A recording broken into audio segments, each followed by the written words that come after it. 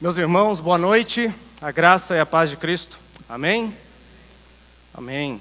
Convido a abrirem comigo suas Bíblias na carta de Paulo aos Filipenses, no capítulo 2. Na carta do apóstolo Paulo aos Filipenses, no capítulo número 2, do verso 5 ao verso 11, nós iremos ler. Aproveitando a oportunidade que hoje é um domingo especial, não que os outros não sejam, não é mesmo? Mas um domingo em que nós hoje somos convidados a participar da ceia, da mesa de Cristo. Eu gostaria de refletir sobre os irmãos, sobre a verdadeira grandeza, né? O tema, a verdadeira grandeza. Nós vamos conversar um pouco sobre humildade, né? E não há um texto melhor nas Escrituras que fale a respeito da humildade do que esse texto tão lindo de Efésios, não é mesmo? Efésios capítulo 2, então, no verso 5. Perdão, Efésios não, Filipenses. Filipenses 2, 5. Tende em vós o mesmo sentimento que houve também em Cristo Jesus, pois ele, subsistindo em forma de Deus, não julgou como usurpação o ser igual a Deus. Antes, a si mesmo se esvaziou, assumindo a forma de servo, tornando-se em semelhança de homens e reconhecido em figura humana. A si mesmo se humilhou, tornando-se obediente até a morte e morte de cruz, pelo que também Deus o exaltou, sobremaneira ele deu um nome que está acima de todo nome, para que ao nome de Jesus se dobre todo o joelho nos céus, na terra e debaixo da terra, e toda língua confesse que Jesus Cristo é Senhor, para a glória de Deus Pai. Meus irmãos, antes de tudo, eu gostaria de começar dizendo que eu sou um homem orgulhoso, tá? Eu sou um homem muito orgulhoso que está buscando dia a dia humildade na graça de Deus. Eu não venho me colocar aqui para falar sobre essa verdadeira grandeza, sobre humildade, como uma autoridade no assunto ou como um perito nesse assunto, né? Até porque a minha esposa está aqui. Se vocês forem pedir para ela se eu sou um homem orgulhoso, com certeza ela irá dizer que sim. Então a minha intenção, antes de tudo, é me pôr ao seu lado como um irmão na fé em Cristo Jesus, como um peregrino que está trilhando os caminhos que já estão preparados pelo nosso tão grande, gracioso e humilde Salvador, Jesus. E eu só posso me dirigir a cada um de vocês, meus irmãos, na confiança nesse gracioso Deus e na promessa tão maravilhosa que Ele fez para nós, de que Ele concede graça aos humildes. Por quê? Falar de humildade, ela é uma coisa muito engraçada em nossos dias, né? Talvez até um pouco cômica para os nossos dias. Porque falar de humildade, por um lado, né, é uma característica extremamente desejável por todos nós, né? Qual é o cristão que não gostaria de ser humilde, né? Ou qual o cristão que não gostaria de ser, pelo menos, reconhecido ou visto como uma pessoa humilde, né? Ao mesmo tempo, né, poucos de nós têm dado a devida atenção ao que verdadeiramente significa, né, ao que verdadeiramente implica ser uma pessoa humilde.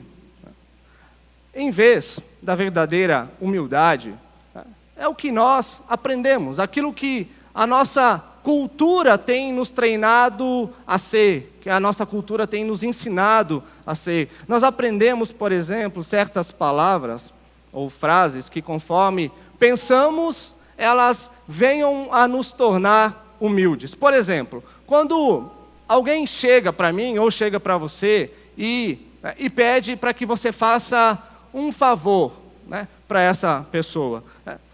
O que nós costumamos falar para essa pessoa, né? A pessoa chega, você pode me fazer um favor? Olha, mas só se você puder, né? Não se sinta obrigado, né? E o que a gente geralmente tende a falar? Olha, fica tranquilo, né?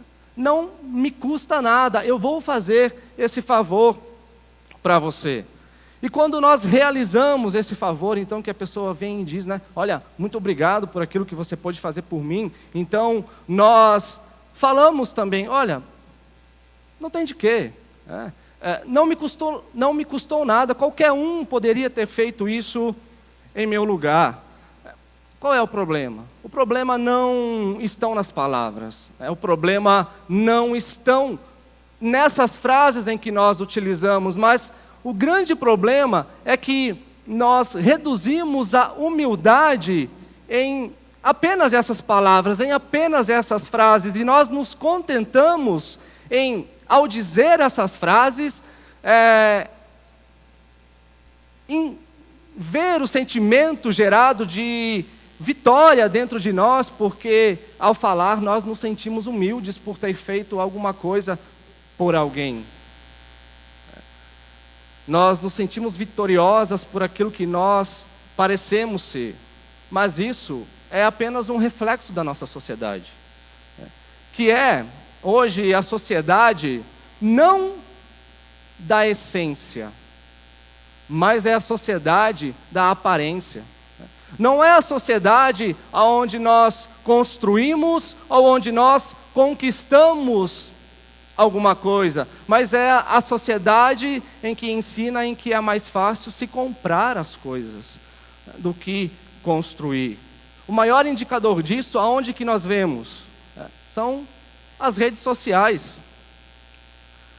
Nas redes sociais, nós olhamos as famílias mais belas, nós olhamos as pessoas mais sorridentes, às vezes existe aquele casamento que está destruído, aquela família que está aos cacos, né, como nós costumamos dizer, mas basta uma foto na rede social, basta algumas curtidas, então está tudo resolvido, então está tudo bem, agora eu estou de bem com a minha vida.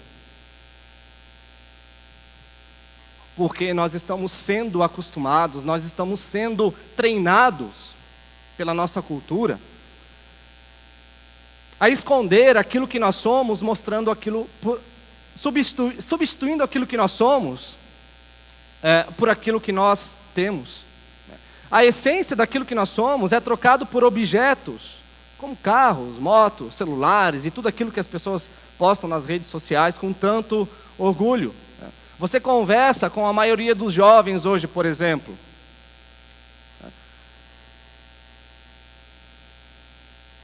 E eles não sabem mais o que são as virtudes. Os jovens desconhecem as virtudes. Por quê? Porque elas precisam ser construídas durante a vida, né? Mas, ao mesmo tempo que os jovens desconhecem as virtudes, eles conhecem todos os tipos de marcas dos produtos que são mais consumidos e mais vendidos nos mercados. Por quê? Porque a cultura nos treina a isso. Olhe para uma família hoje na sorveteria, olhe para uma família hoje em uma mesa de restaurante. Qual a verdadeira comunhão que está existindo entre essa família? Como é geralmente as famílias em que nós vemos hoje no novo formato em nossa sociedade, não são pessoas mais tendo verdadeiro relacionamento, verdadeira comunhão, mas é cada um sentado ao redor de si mesmo, com o seu iPhone, com o seu celular na mão, e assim os jovens, as crianças, os adolescentes estão sendo treinados pela cultura que já está nos seus pais, né? À luz de tudo isso, talvez o que nos resta concluir é que nós somos treinados para a vaidade e para o orgulho, sim, né? Sempre querendo mostrar ser mais do que nós somos. E qual é o início disso? O início de tudo isso se dá lá no Éden. Foi onde pela primeira vez o homem quis ser mais do que ele foi verdadeiramente criado para ser. Um ser criado por Deus para refletir a glória desse Deus pelos mandatos que Deus deu a esse homem. E esse homem não se contentando, querendo ser não apenas o administrador daquilo que Deus deu a ele, mas querendo ser mais do que isso, querendo conquistar de tudo, ser o conhecedor do bem e do mal, como a serpente inculca esse orgulho no seu coração. A única coisa que esse homem veio a conhecer, ou a única coisa que esse homem veio a conquistar, como nunca antes ele havia conhecido ou conquistado, foi a morte. Foi a separação de Deus por causa do orgulho. E qual o caminho, meus irmãos, que nós precisamos percorrer? É o caminho inverso. É o caminho da humildade. Pois o orgulho é descrito nas Escrituras como aquilo que atrai o ódio de Deus. O orgulho é descrito nas Escrituras como aquilo que atrai a abominação de Deus, como aquilo que aborrece a santidade de Deus. E o maior exemplo, então, que nós temos de humildade nas Escrituras, não há outro, não poderia ser outro a não ser o de Cristo Jesus. E Paulo, ele resume isso de forma muito bela nesse trecho que nós lemos da carta aos Filipenses, se tratando da humildade de Cristo Jesus.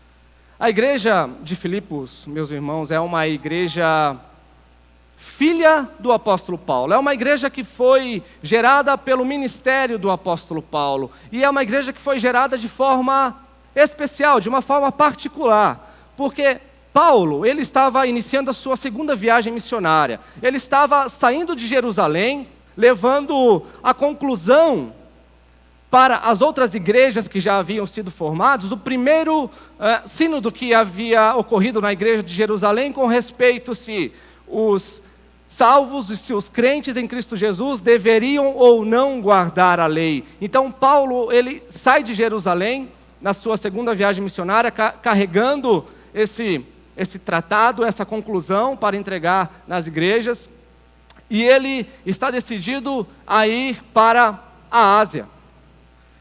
Só que no caminho para a Ásia, Paulo diz que o Espírito Santo o impediu de ir para a Ásia. Isso nós vamos encontrar lá no capítulo 16 do livro de Atos. O Espírito Santo não permitiu ir para a Ásia. Depois, Paulo, ele intenciona ir para a Bitínia. Só que ele diz novamente que o Espírito de Jesus Cristo não permitiu que ele fosse para a Bitínia. E então, Paulo vai para a cidade de Trode. Ali Paulo passa a noite em Trode. E lá no texto de Atos, Lucas diz para nós que Paulo teve uma visão. Paulo tem uma visão com um homem macedônio que aparece a ele e pede para que Paulo vá ao seu socorro, Paulo vá ao auxílio dos macedônios. Então Paulo, ele entende como sendo uma mensagem, uma visão de Deus, e prontamente ele se dispõe a de alguma maneira, ir para a região da Macedônia. A região da Macedônia hoje, como nós conhecemos como o continente europeu.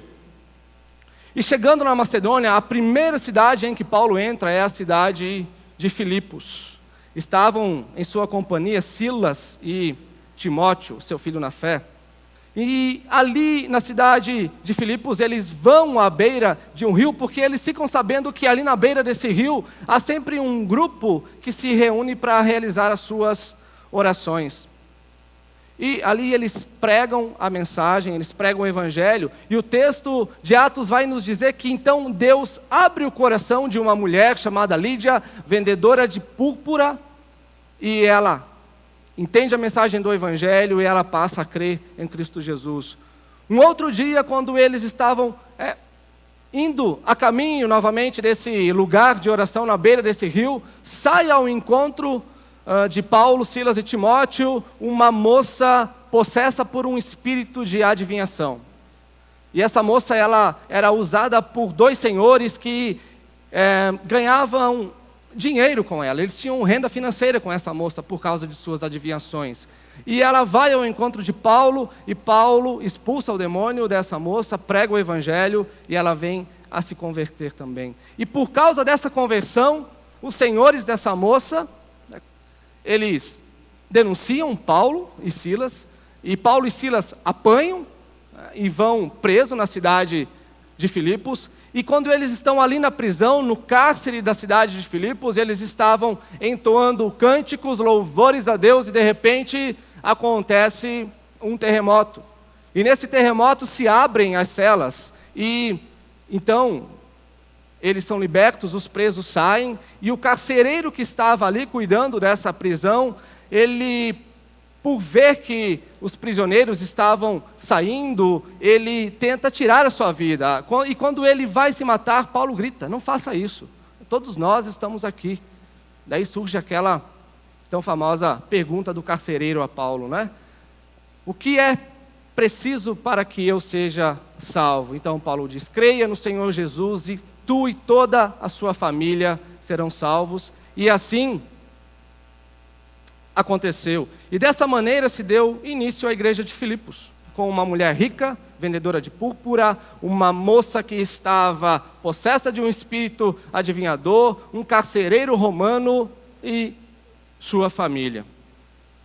E depois de alguns dias na cidade e sofrendo muita perseguição, Paulo e Silas, eles precisaram deixar a cidade de Filipos e foram rumo a Tessalônica.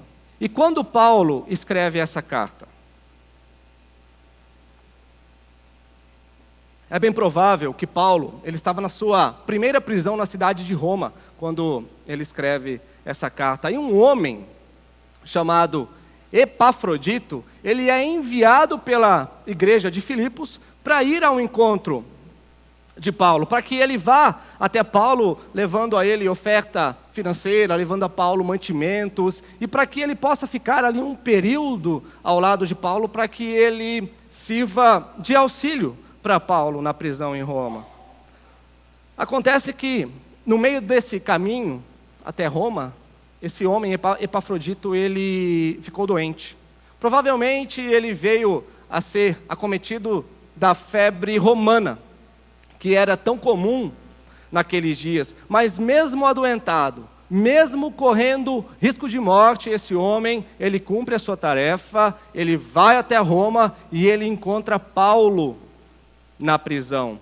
E de algum modo, as informações sobre a doença de Epafrodito chegam até a igreja de Filipos. E Paulo, ele fica aflito, ele fica angustiado, porque Epafrodito está ali com ele, doente. A igreja de Filipos fica sabendo que ele está doente. Então agora o desejo de Paulo é enviar Epafrodito de volta à cidade de Filipo, para que ele, chegando ali, ele sirva de consolação para aquela igreja também, para que eles vejam que ele está se recuperando, que ele está bem.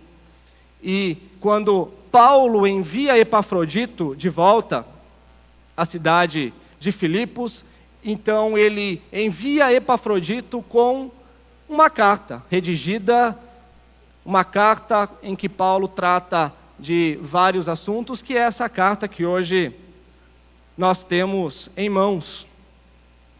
Essa carta, meus irmãos, apesar das circunstâncias difíceis em que ela foi escrita, né? Paulo estava doente, Epafrodito doente, Paulo estava na prisão da cidade de Filipos, mas essa carta aos filipenses, ela tem um tema principal, que é o tema da alegria.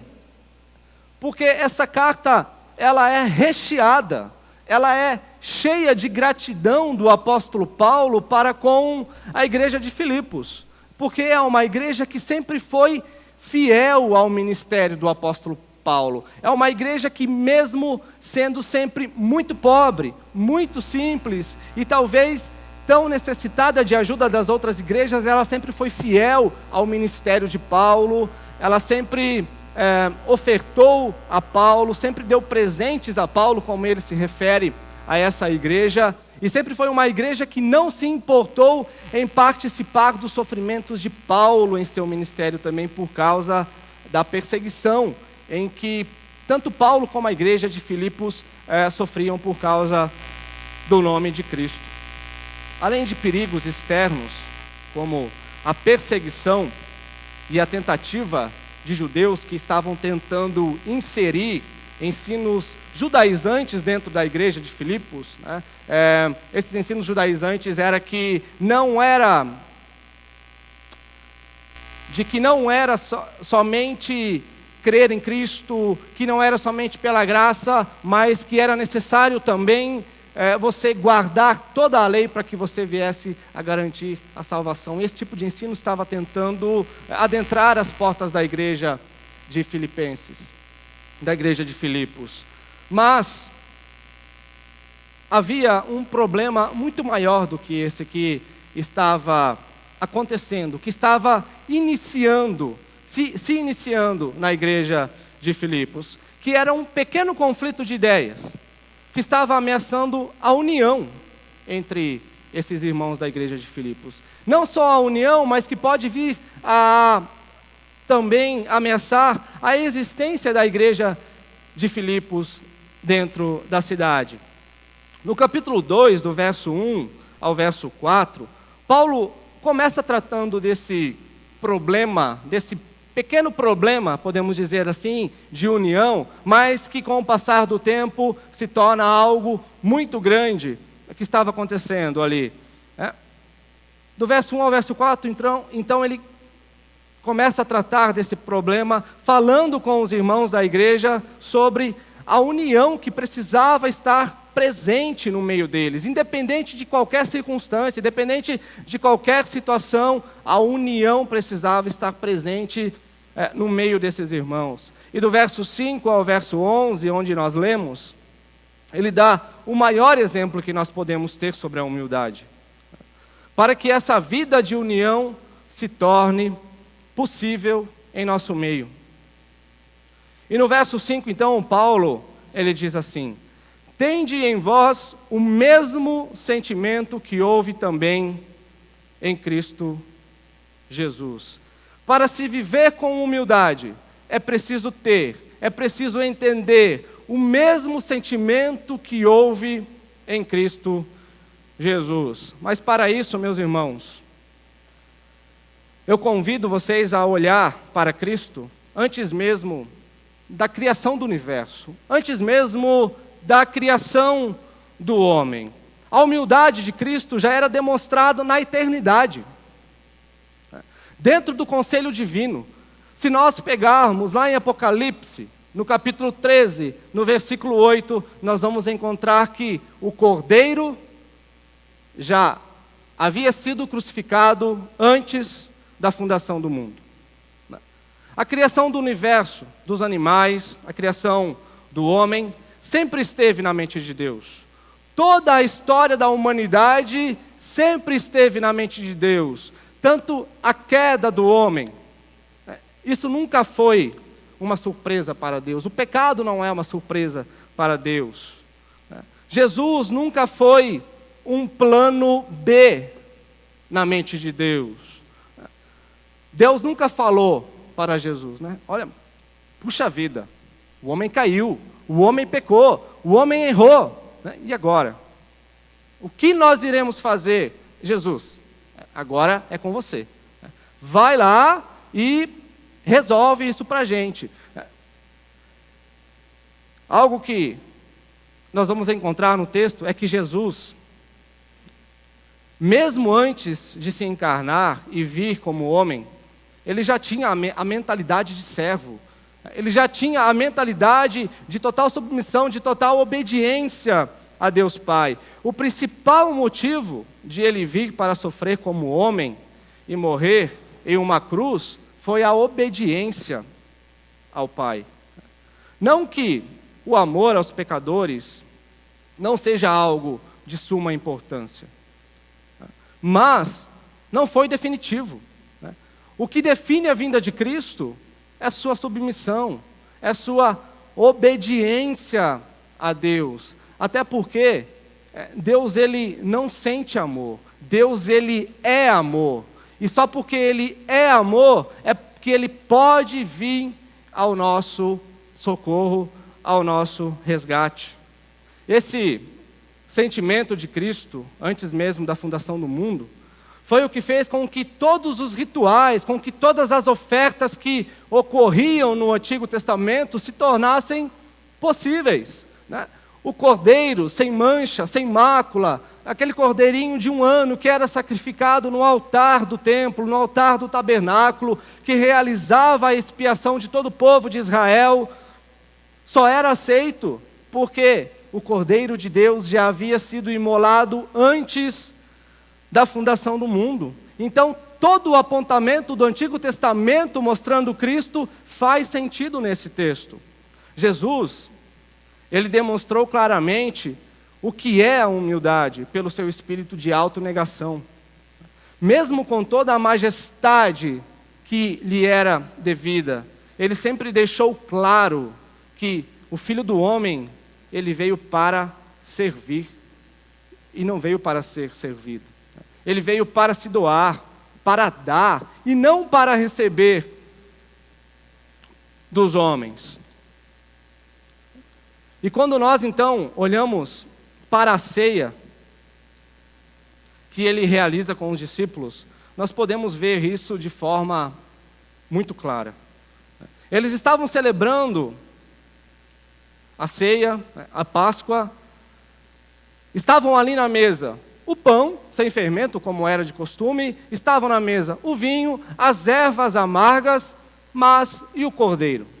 O cordeiro não estava na mesa onde eles estavam assentados, onde eles estavam realizando a comunhão com o seu rabi, com o seu mestre. Por quê? Porque o cordeiro estava no meio deles. O cordeiro sacrificial era o próprio Jesus. E é isso que ele estava demonstrando através da ceia. Ele demonstrou ser servo. Quando, depois da ceia, o que Jesus faz? Ele pega a toalhinha, né, joga nos ombros, pega uma bacia, enche essa bacia de água e ele vai de discípulo por discípulo, lavando os seus pés e enxugando os seus pés, demonstrando uma forma tão rica de humildade, porque somente quem realizava esse ato naquele tempo era somente o escravo da casa. Era aquele escravo mais inferior, era aquele escravo que não tinha vontade própria, que não agia pelo seu próprio desejo, e ele mostra com isso que ele está em total submissão à ordem de Deus Pai. Participar da mesa de Cristo, meus irmãos, é participar do mesmo sentimento que houve também em Jesus. Pegando uma parte do versículo 3 aqui do capítulo 2, onde ele diz, considerando cada um os outros superiores a si mesmo, né? É esse entendimento que nós precisamos ter ao participar da ceia do Senhor. É o entendimento de que nós não somos superiores a ninguém. Para tanto, é preciso também reconhecermos aquilo que Paulo fala lá no capítulo 1 da carta aos Romanos, onde ele diz, eu sou devedor tanto a gregos como a bárbaros, eu sou devedor tanto a sábios quanto como a ignorantes. Ou seja, é um homem que recebeu de graça e é um homem que tem que dar de graça. É um homem que recebe salvação e é um homem que precisa partilhar salvação. Isso é ceia, isso é mesa, isso é participar da comunhão com Jesus Cristo. O princípio da humildade é reconhecer que não somos melhor do que ninguém, que o que me diferencia dos outros é apenas graça, né? É apenas graça imerecida de Jesus sobre as nossas vidas, e isso precisa estar no mais profundo do nosso ser. Nós precisamos entender. São todos, né, nos assentarmos à mesa, mas não com a expectativa de sermos servidos, mas com a expectativa de servir aquele que está ao nosso lado. E como nós podemos ver isso na vida da igreja? Na vida da igreja nós vemos porque à medida em que você cresce, o irmão que está do seu lado cresce junto. À medida que você amadurece, o irmão que está do seu lado amadurece junto. À medida que você cresce em santidade, o seu irmão cresce em santidade também. Entendendo que santificação não é apenas nós deixarmos de fazer o que é errado, não é apenas nos apartarmos do mal, é tudo isso sim, é uma mudança de vida radical, mas também não será a santificação completa na sua vida se você, mesmo deixando de fazer tudo isso, não correr para Cristo. Não adianta deixar de fazer as coisas erradas e não conhecer a Cristo. Não adianta se apartar do mal e não conhecer as Escrituras, não conhecer aquele a quem escreveu essas Escrituras. A santificação se dá através da palavra de Deus. E Cristo diz que aqueles que o amam são aqueles que ouvem a sua palavra e a praticam. Esses são os que o amam verdadeiramente. Então, à medida que você vai se envolvendo, o seu irmão também vai se envolvendo na comunhão, vai se envolvendo no corpo de Cristo. Mas hoje, infelizmente, tem se perdido aquele velho hábito, mas tão importante, de ver as famílias sentadas à mesa para compartilhar uma refeição. Porque a dinâmica da mesa é uma dinâmica muito preciosa, é uma dinâmica muito valiosa. Por quê? Porque para nos assentarmos em uma mesa, é preciso entender a dinâmica da comunhão, a dinâmica do compartilhar, a dinâmica de você não se assentar ao redor de você mesmo e se fechar no seu mundo, mas é a dinâmica de se envolver com todas as pessoas que estão sentados nessa mesa com você, sabe? É aquela dinâmica de você pegar uma tigela de arroz, se servir e passar para o irmão, para a pessoa que está do seu lado. É a dinâmica da conversa de alguém gritar, me passa a salada, e você passa a salada. Vai dizer que isso não é gostoso. Vai dizer que não é uma dinâmica boa, mas que se tem perdido, tem ficado para trás como algo antiquado, como algo que não é mais necessário para as nossas vidas. Mas com isso, com essas coisas que parecem tão pequenas, não é mesmo? Mas são tão essenciais dentro de uma casa, são tão essenciais dentro de uma família. O verso 6, Paulo diz: pois ele, subsistindo em forma de Deus, não julgou como usurpação ser igual a Deus.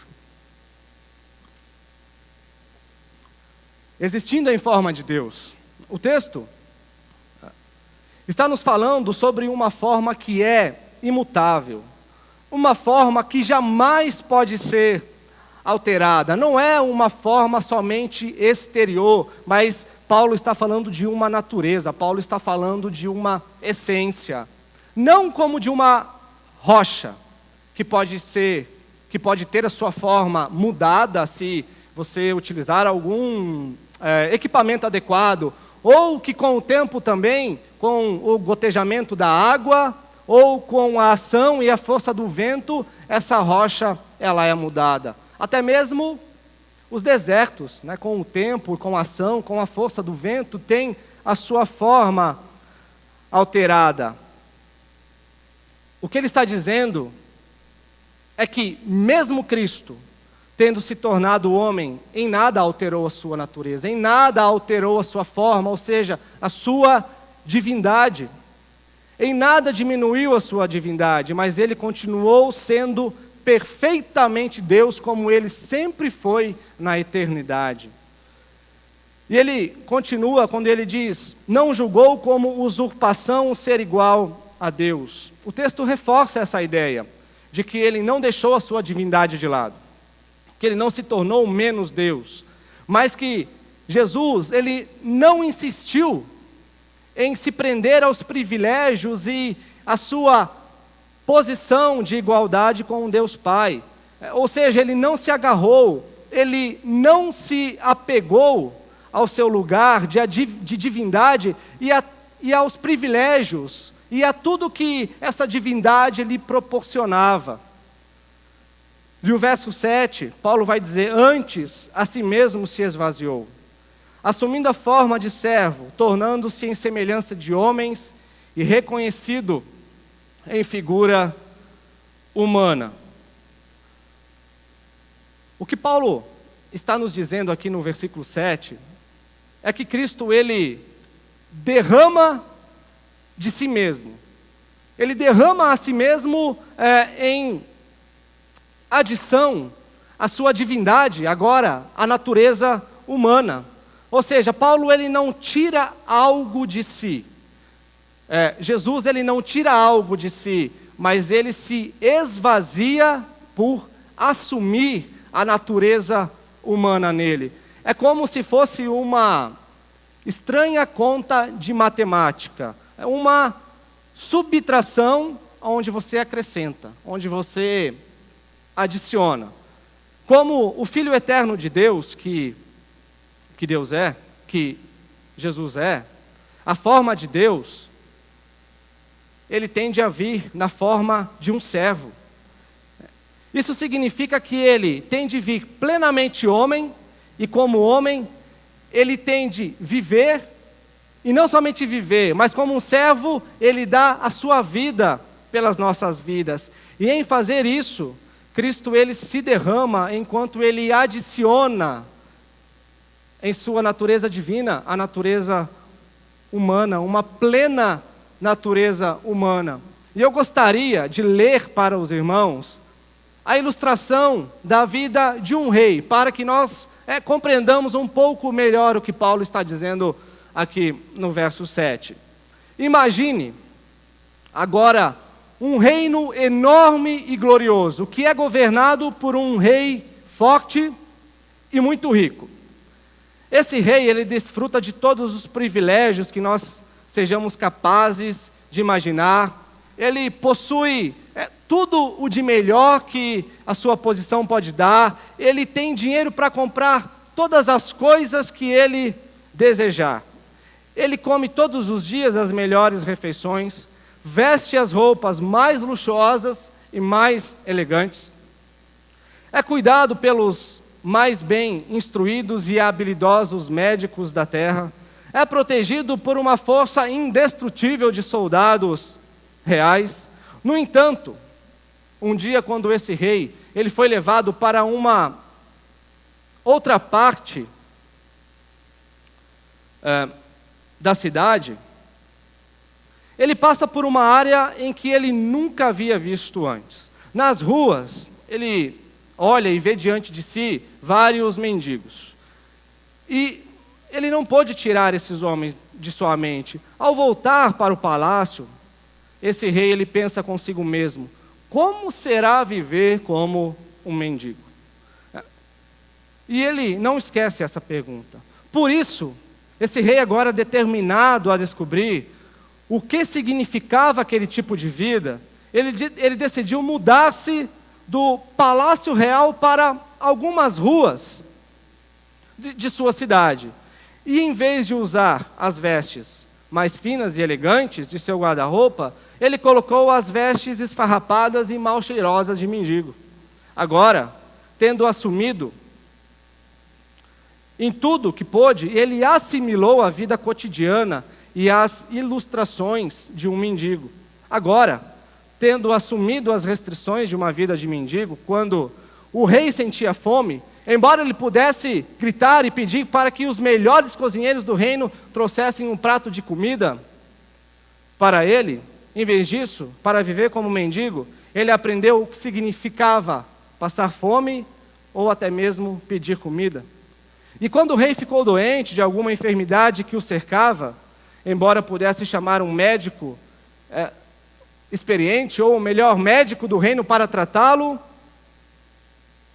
em vez disso, para viver como um mendigo, ele aceitou ficar doente, contando com pouca ou nenhuma ajuda para auxiliá-lo durante a sua doença. E quando esse rei ele foi insultado e maltratado por pessoas más, embora pudesse chamar a guarda real para defendê-lo e fazer justiça contra aquela crueldade, em vez disso, para viver como mendigo, ele aceitou sem retaliação os maus tratos e os insultos que ele recebia. E embora esse rei possuísse todas as qualidades que lhe pertenciam como rei, a expressão ou a manifestação de muitos dos direitos e privilégios que ele tinha como rei não podiam ser exercidas, porque ele estava limitado, ele estava restrito à sua vida de mendigo. Alguém que vive como mendigo tende por necessidade a aceitar a restrição e a limitação de seus direitos, mesmo sendo um rei, mesmo tendo todo o luxo à sua disposição. E foi isso que Cristo fez. É como se fosse a ilustração da vida de Cristo Jesus. E como que Cristo viveu? Ele viveu de forma humilde. Ele viveu tendo que deixar todos os seus privilégios, todos os seus benefícios de majestade, de divindade, de Deus, do Deus que criou todo o universo e que possui todas as coisas. Como Colossenses diz, que todas as coisas são sustentadas pela palavra do seu poder. Mas ele precisou se limitar à vida que ele estava tendo. E ele viveu na dependência do Espírito Santo, de forma humilde, dependendo do Espírito Santo. E quando nós cremos em Jesus Cristo e recebemos a sua vida pela habitação do Espírito Santo em nós, não é a natureza divina que se encontra em nós agora, mas nós recebemos a oportunidade, meus irmãos, de quando nós cremos em Jesus e recebemos o seu Espírito Santo, nós temos a oportunidade agora de vivermos de forma humilde, de aprendermos a humildade com Jesus. O homem pecou porque ele quis ser mais do que ele foi criado para ser. Ele quis ser como Deus. Mas a habitação do Espírito Santo em nós nos habilita, nos oportuniza a enxergar aquilo que nós somos, em reconhecimento do conhecimento da santidade de Deus. E a partir disso, nós começamos a conseguir substituir a nossa prepotência, o nosso sentimento de orgulho, pela verdadeira humildade, pelo verdadeiro sentimento de humildade em nossas vidas e imitarmos a Jesus. A motivação do homem em querer crescer na vida não está em querer ajudar mais os outros, mas a motivação do homem em sempre querer crescer, ter algo a mais na vida, está em usufruir mais desse privilégio, desse algo a mais que chega para si. Mas o sentimento de humildade que nós encontramos em Cristo Jesus é um sentimento que nos leva a um caminho oposto, porque o Rei majestoso, tendo tudo para si, tendo todos os privilégios, ele não viveu para si, mas ele viveu em prol de pecadores. No verso 8, Paulo diz: a si mesmo se humilhou, tornando-se obediente até a morte e morte de cruz. Nós temos aqui tudo aquilo que foi a razão ou o propósito do auto-esvaziamento de Jesus Cristo. Ele se torna obediente a Deus Pai e ele vai até o fim, ele vai até a morte e uma morte de cruz. E quando Paulo diz que Cristo a si mesmo se humilhou, nós precisamos entender também que a humilhação de Cristo não se inicia nos sofrimentos da sua crucificação, mas que a humilhação de Cristo, ela se inicia na sua encarnação. Quando o anjo vem a Maria, avisa que ela irá conceber pelo poder do Espírito Santo. Quando Cristo é concebido, encarnado pelo Espírito Santo no ventre de Maria, ali começa a acontecer a sua humilhação. Jesus, ele não foi humilhado por ninguém, mas ele se auto-humilhou. Por mais que toda a cena da crucificação de Jesus nos leve a crer ou a observarmos que de alguma forma Jesus ele foi humilhado, de que aqueles homens que estavam judiando de Jesus humilharam a ele, né? Isso não é uma verdade, porque Jesus ele se humilha, ele abre mão de tudo para vir em nosso socorro, se humilha para vir em forma de servo, né? A altura da qual Jesus veio, né? Das mais altas alturas para mais baixa das profundezas, para que ele pudesse nos resgatar dos nossos pecados. Então, nós somos chamados a olhar para esse exemplo, né, a fim de conhecermos maneiras pelas quais nós podemos, pela graça de Deus, nos tornar pessoas mais humildes e viver da forma como Cristo viveu. Participar do banquete de Cristo, participar da ceia, se assentar na mesa com Cristo, é um chamado para a verdadeira grandeza, através de uma vida de humildade. É um lindo convite, é um belo convite, porque se assentar na mesa com Cristo é participar também da glória que há em Jesus Cristo, mas não sem antes participarmos ativamente da sua cruz. E cruz, ela significa morte, né? Morte do nosso eu, morte do nosso ego, morte do nosso orgulho, morte para a nossa existência, para que nós venhamos a viver para Jesus.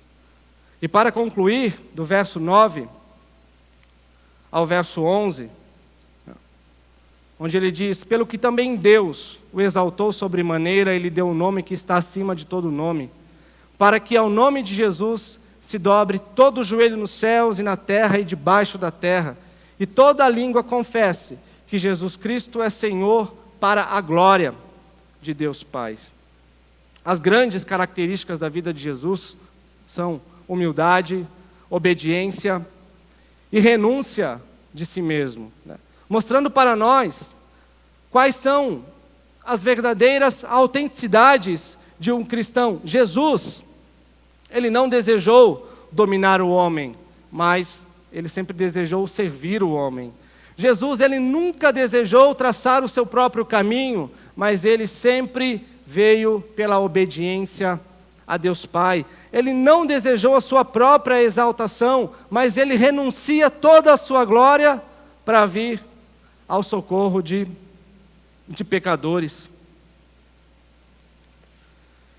O egoísmo, ele busca a exibição de si mesmo e destrói a nossa semelhança com Cristo, destrói a comunhão que nós temos uns com os outros, destrói a unidade que nós temos nos relacionamentos. E Jesus nos mostra que tanto a grandeza cristã como a unidade cristã dependem da autonegação, dependem da renúncia de si, e que aquele que se humilha será exaltado, como ele diz em Mateus 23:12. O resultado de toda a auto-humilhação e humildade foi para uma glória incomparavelmente maior. Por isso, Jesus, ele se constitui o objeto de toda adoração, de todo o universo, e ele tem o nome que está acima de todo nome, e que todo joelho se dobrará, e que toda língua confessará que Jesus Cristo é Senhor, para a glória de Deus Pai. Jesus recebe glória? Recebe. Mas até mesmo em sua exaltação, né? Olha o que diz o final do verso 11, até mesmo suma exaltação e glorificação de Cristo perante todo o universo, a glória vai para quem? Para Deus Pai. Quer forma de humildade maior do que essa de Cristo Jesus? A origem do culto a Jesus é o seu amor. Ninguém diz que se joga aos pés de Jesus, não podendo resistir ao seu poder, mas todos nos jogamos aos pés de Jesus por causa do seu amor que é irresistível em nossas vidas. E toda adoração a Jesus não se baseia no temor, no medo, mas no amor que o homem se submete. Então, meus irmãos, ninguém nos reconhece como igreja pela imposição. Ninguém nos reconhece como igreja pela força. A sociedade, ela só vai nos reconhecer como igreja pela nossa imitação a Jesus Cristo, pela nossa humildade, como Cristo foi humilde. E somente dessa forma nós conseguiremos viver na união que é tão desejada por Cristo Jesus quando Ele ora para os apóstolos. Pai, que eles sejam um, assim como nós somos, para que o mundo reconheça que nós estamos com eles. Amém? Que nós peçamos graça e sobre graça a Deus, porque viver de forma humilde é um grande desafio para as nossas vidas, se não o maior dele. Amém, meus irmãos?